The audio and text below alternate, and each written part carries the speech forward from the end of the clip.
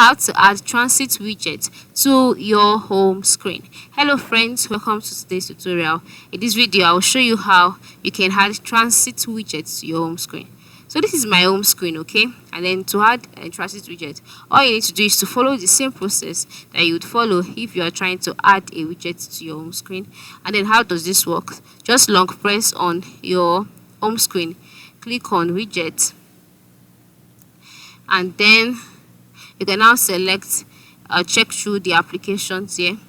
Once you've seen the one you want to add, which is transit, click on it, and then you can see it here, add to desktop, and then you'd have to select whichever, carry out the settings and edit it. Then once you are done, click on done, and then just like that, the transit app will be added as a widget to your home screen.